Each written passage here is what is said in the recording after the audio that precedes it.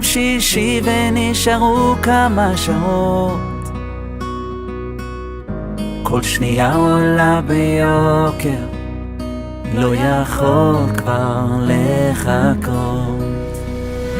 השבת כבר עוד מעט נכנסת, הנרות דולקים עליי, באוויר יש ריח של גן עדן, אני נקי, אני מוכן. Shalom Ouvracha, Parashat Kitissa cette semaine accompagné de Parashat Para, mais avec les événements spectaculaires que nous vivons présentement et bien sûr le très beau Purim qu'on a eu cette année, alors permettez-moi de donner une lecture de la Megillat Esther de notre époque. Rabotai, il faut réfléchir et réaliser un petit peu ce qu'on est en train de vivre depuis Shabbat. Shabbat, c'était le 11 Adar. Comme le dit la Mishnah, la première Mishnah dans Masechet Megillah, elle dit qu'à partir du 11 Adar, on peut déjà lire la Megillah.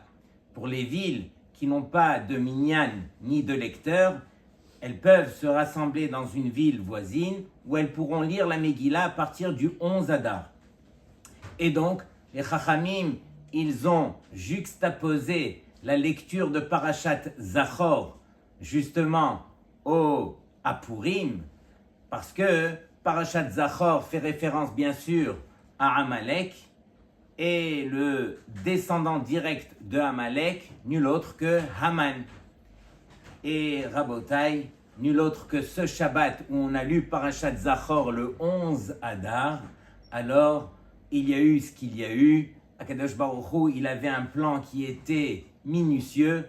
Bien sûr, il l'a acté au travers des États-Unis et d'Israël et il a permis justement au Béné Israël de pouvoir éliminer l'ennemi juré perse de notre époque moderne, Khamenei, et donc c'est la raison pour laquelle on se doit bien sûr de pointer du doigt combien Akadosh Baruch Hu il est présent et combien chaque chose est minutieuse, et comme on le sait au travers de la Megillah qu'on appelle Esther, où Akadosh Baruch Hu il est caché au travers de toute l'histoire de cette Megillah, alors on le voit présentement alors se dévoiler, venir devant la scène et montrer combien est-ce que c'est lui qui gère son monde.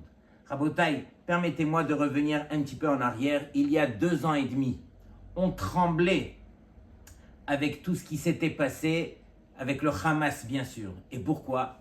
Parce que là-bas, on avait des otages juifs qui étaient au milieu, en plein milieu, et donc c'était devenu insoutenable. Et on n'y arrivait pas. Et on se demandait, mais c'est quand la fin de toute cette histoire? Et on voit que avec le temps, il y a eu une fin. Akadosh Baruch Hu, il avait son scénario. Bien sûr qu'on a dû payer très très cher, même trop cher. Mais Hachem, il a son plan, encore une fois, et à nous de respecter ce plan. 2 ans et demi après, le Hamas, il est presque plus... il est inexistant. En tout cas, on n'a plus peur de lui et on se retourne vers les autres ennemis. Imaginez qu'il y a 2 ans et demi, le Hezbollah en question du Liban, alors tout le monde le craignait. Il avait plus de 150 000 bombes, des missiles qu'on appelle Chachamim, qui sont intelligentes, qui sont précises. Et donc tout le monde avait peur. Voici que avec le temps, alors lui-même est tombé dans le panneau. Il vient de déclarer la guerre, et donc ça permettrait justement à Israël de se retourner et de l'éliminer comme il est en train de le faire justement avec l'Iran. Mais Rabotai, ici ce n'est pas un cours de géopolitique, ici on est en train d'essayer de décoder où est la main d'Hachem. Et encore une fois réaliser que de la même façon qu'au travers de la Megillat Esther, Akadosh Baruch Hu a été caché et il y avait un plan qui était voulu. Et donc, de notre génération aussi, c'est apprendre à lire cette Megillat Esther. Rabotai, je regardais les Midrashim dans la Megillah et je cherchais un petit peu quelle était la raison pour laquelle tout le monde s'efforce de se déguiser le jour de Purim. J'ai cherché une source au niveau de la halacha et je n'ai pas trouvé de source, à l'exception d'un Midrash qui dit que les Béné Israël de cette époque, alors ils sont partis au Mishté. Mordechai, qui était le grand de la génération, leur avait demandé de ne pas assister à ce Mishté. Et parmi eux, ceux qui ont été, pour ne pas se faire voir, en tout cas pour se cacher, ils mettaient des masques justement pour ne pas qu'on puisse les reconnaître. Voici une allusion quelque part à ce qu'on a l'habitude de faire, de se déguiser. Plus profondément, alors il y a une raison qui est rappelée de tous, du fait que Akadosh Baruch Hu, lui, il était complètement caché au travers de toute l'histoire de la Megillah. Alors nous aussi, on se cache pour justement ressembler à Hachem, où on montre que Hachem, au travers du fait qu'il s'est caché, c'est lui qui dirigeait justement la nature, ce qu'on peut appeler nature, tous les événements qui se succèdent les uns après les autres.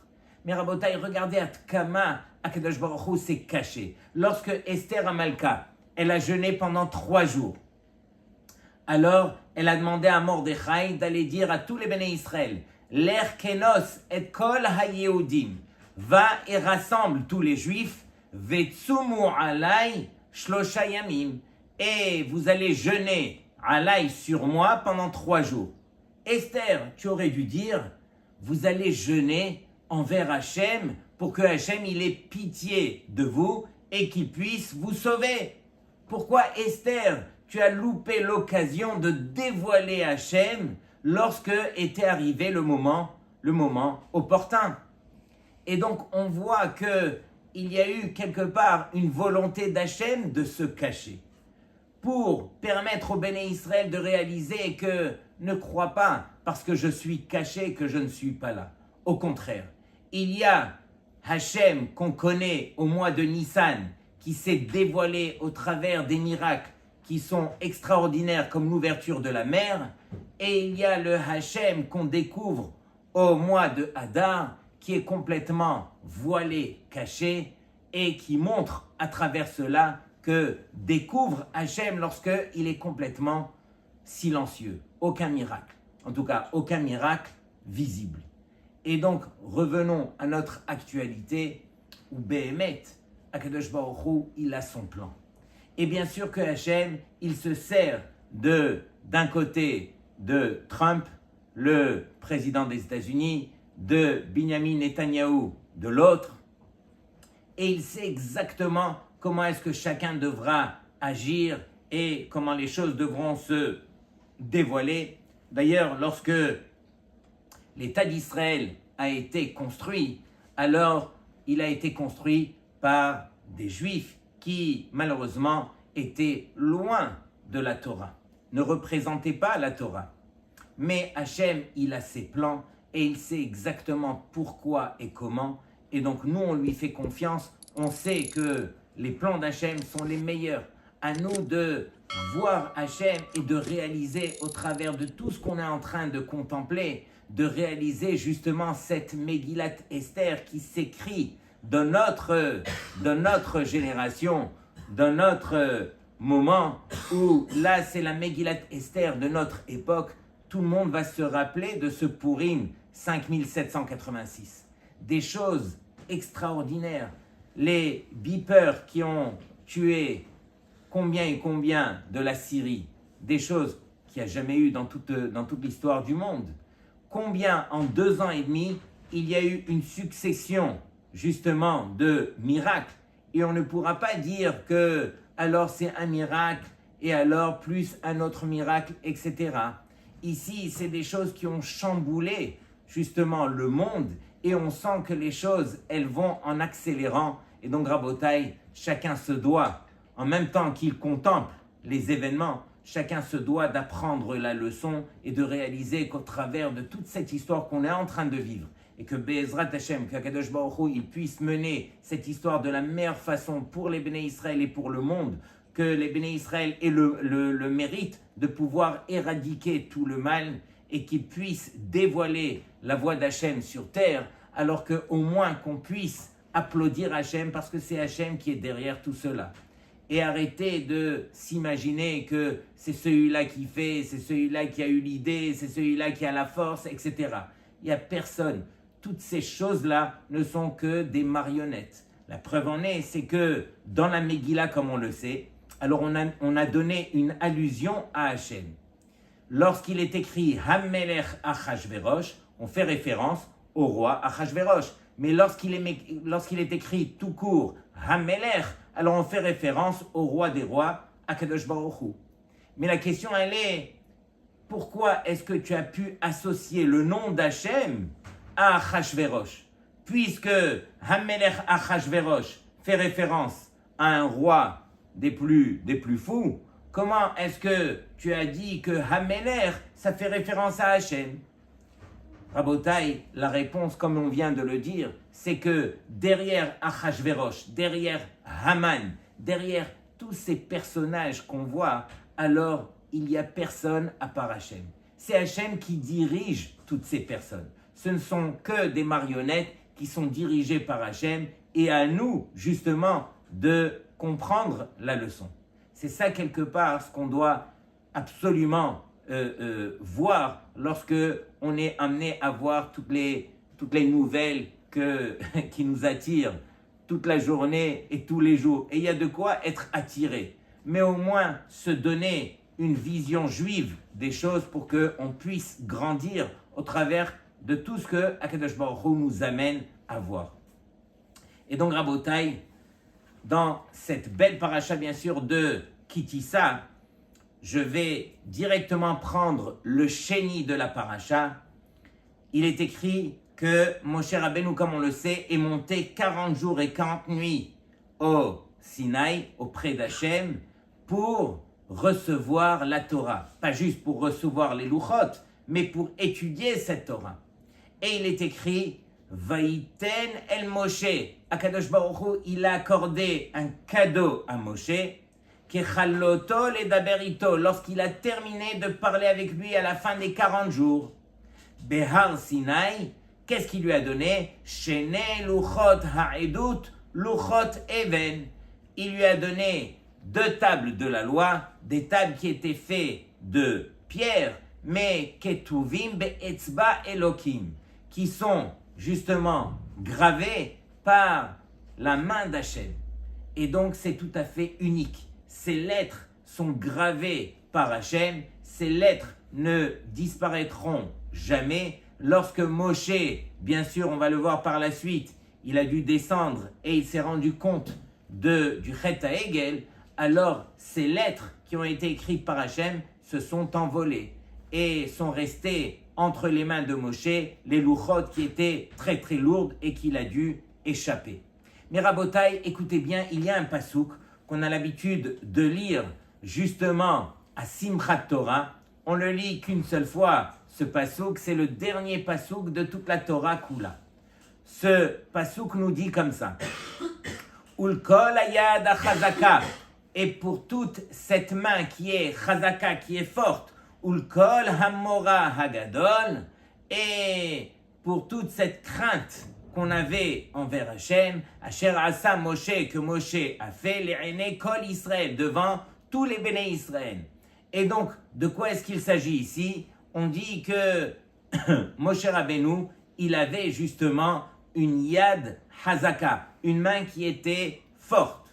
Et la Gemara nous enseigne que la Gemara dans le Yerushalmi, de Masechet Ta'anit, elle est ramenée aussi dans le Torah Temima, il la ramène dans son Pérouche.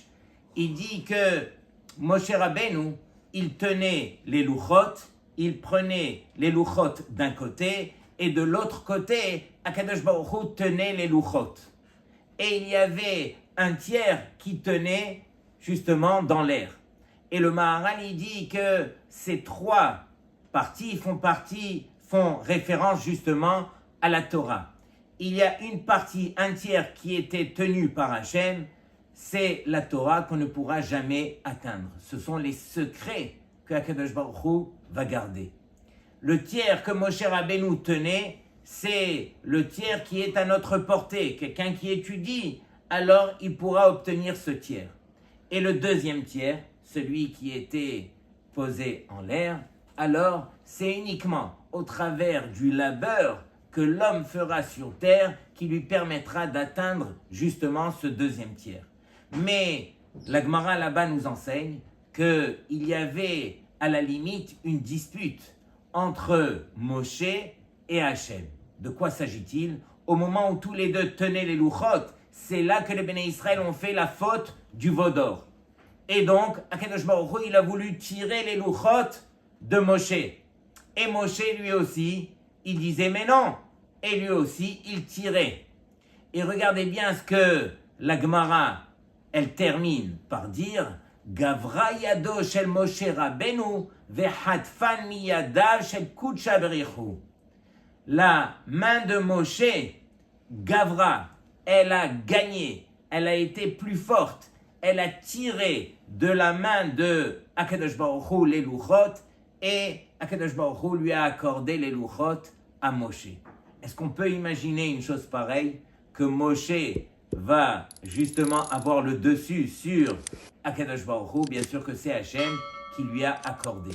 De quoi est-ce qu'il s'agit ici, Rabotai, dans cette belle Gemara, dans le Yerushalmi? Alors regardez bien, il y a tellement de secrets dans ces Gemarot. Le premier, il faut savoir que la première chose que Moshe Rabbeinu il nous enseigne, du fait qu'il est écrit dans le verset Ul kol hayad achazaka, c'est que Moshe Rabbeinu il nous a appris la première façon de tirer cette Torah. Il faut la tirer avec force. Il faut comprendre que on est là pour arracher cette Torah. Combien de fois on se retrouve dans son quotidien avec des moments, des pertes de temps. On est à la station de bus, de métro en train d'attendre et au lieu de rien faire, alors qu'on prenne un livre, qu'on écoute un shiur, qu'on fasse un teilim, mais au moins qu'on ne perde pas le temps, qu'on puisse arracher cette Torah. On est à la maison en train d'attendre que finalement tout le monde finit de se préparer pour aller au mariage. Assis-toi, ouvre un livre, profite à chaque instant où tu peux arracher, alors il faut le faire. Première leçon que Moshe Rabbeinu nous enseigne. C'est-à-dire que cette Torah, elle ne pourra t'appartenir que si tu apprends à la tirer de force. Deuxième, même quand tu as l'impression que Hachem te met les bâtons dans les roues, plein de fois on vient avec une bonne volonté, on vient pour essayer de servir Hachem et on voit que les choses sont compliquées. On sent que on nous met les bâtons dans les roues et on n'y arrive pas et c'est compliqué. Savoir que HaKadosh Baruch Hu, il attend à ce moment-là que tu fasses l'effort de lui montrer que tu es prêt à t'accrocher à cette Torah. Une fois que tu feras l'effort, combien Hachem va t'accorder de Torah? Vous n'avez pas idée. Et donc, Rabotai, c'est une autre façon pour nous permettre justement d'acquérir cette Torah. Troisième leçon, même quand tu ne mérites pas la Torah, et c'est ce que Moshe Rabbeinu vient nous enseigner ici, les Béné Israël venaient de commettre la pire des fautes. Ils ont fait Avodah Zara. Et donc, ici, Moshe Rabbeinu, il est arrivé à ce moment-là de tirer les louchot pour les accorder à qui? À nul autre que les Béné Israël qui n'étaient pas méritants. Même lorsqu'on n'est pas méritant, il faut savoir qu'on a le droit de demander Torah. Et donc c'est ça le secret derrière cette Torah de Ulekol Hayad Achazaka, que dans tous les domaines, et au niveau de la quantité, et au niveau de la qualité, on se doit d'apprendre à arracher. Si on veut que cette Torah nous appartienne, combien on se doit de fournir les efforts, justement, pour permettre à HaKadosh Baruch Hu de nous accorder cette Torah.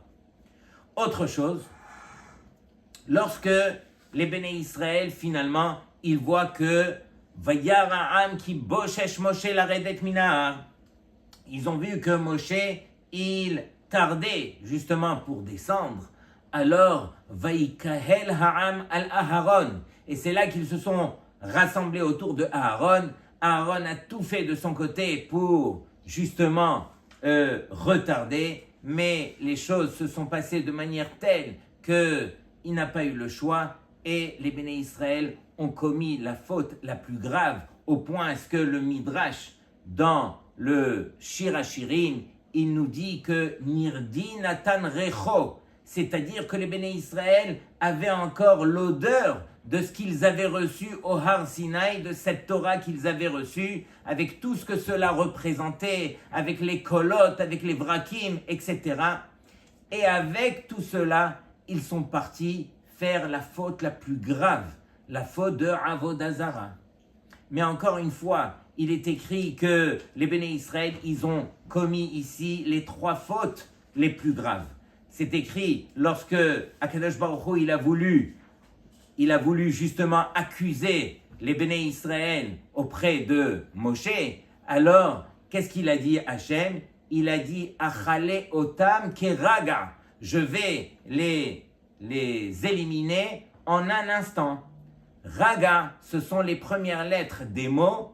Resh, c'est Retzicha. Ils sont partis tuer Hur, le fils de Myriam. Il y en a qui disent qu'ils ont même tué les Shiv'im Zekenim. Ensuite, Gimel, c'est Giloui Arayot. Ils sont partis les Tzachek. Ils sont partis justement pour commettre l'adultère.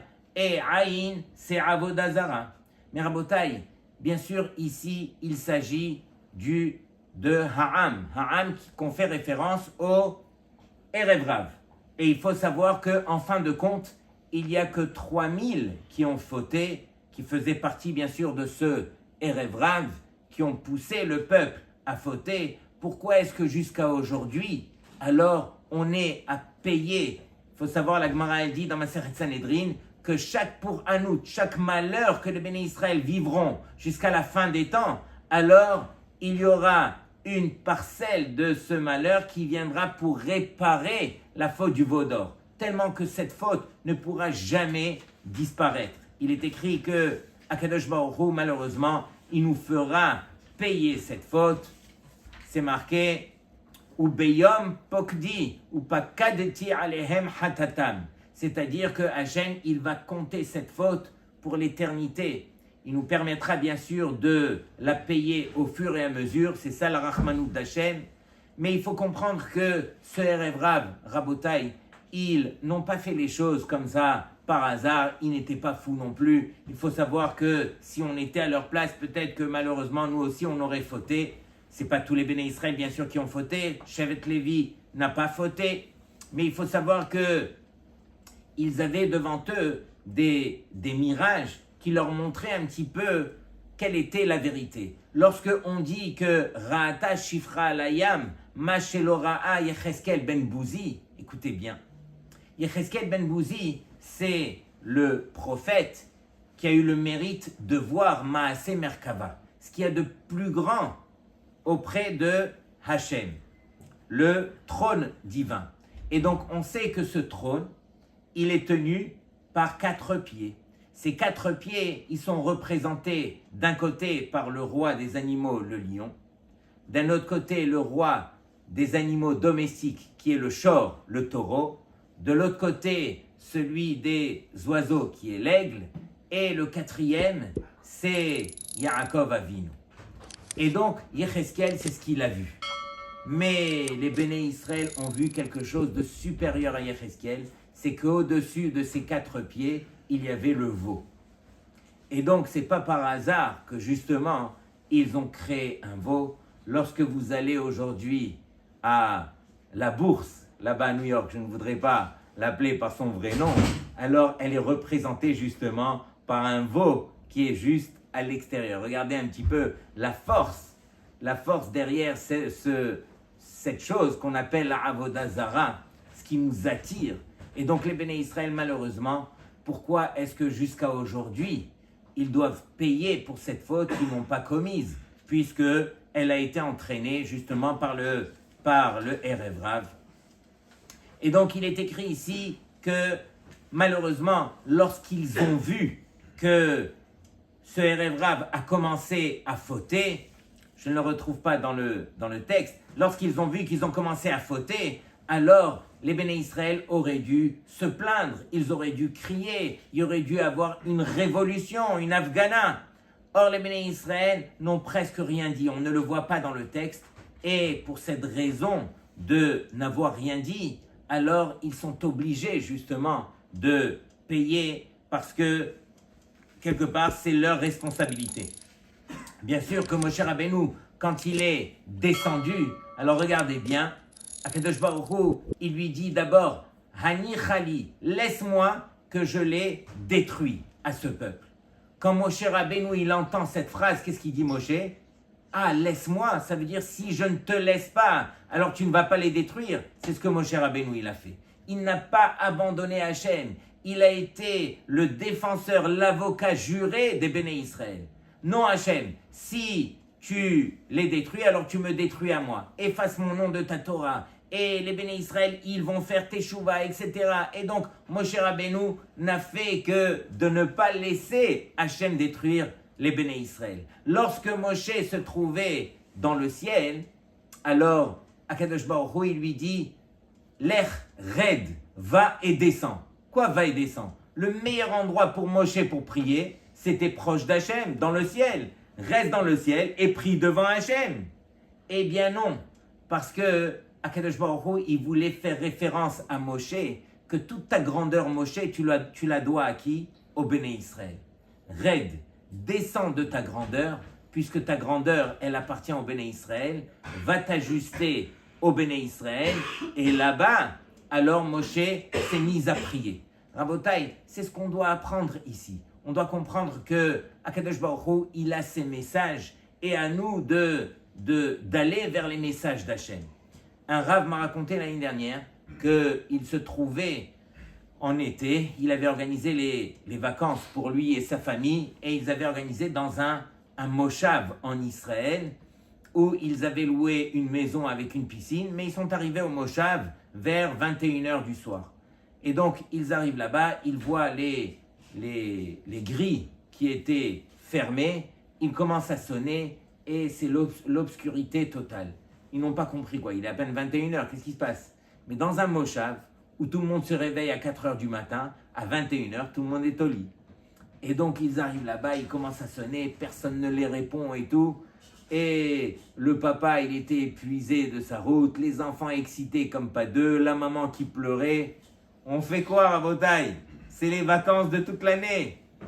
Et donc, il va dans la voiture, il dit aux enfants, faites un Tehillim, les enfants. Les enfants font un Tehillim. À peine ils terminent le Tehillim, qu'il y a une voiture qui arrive de nulle part et qui arrive là-bas.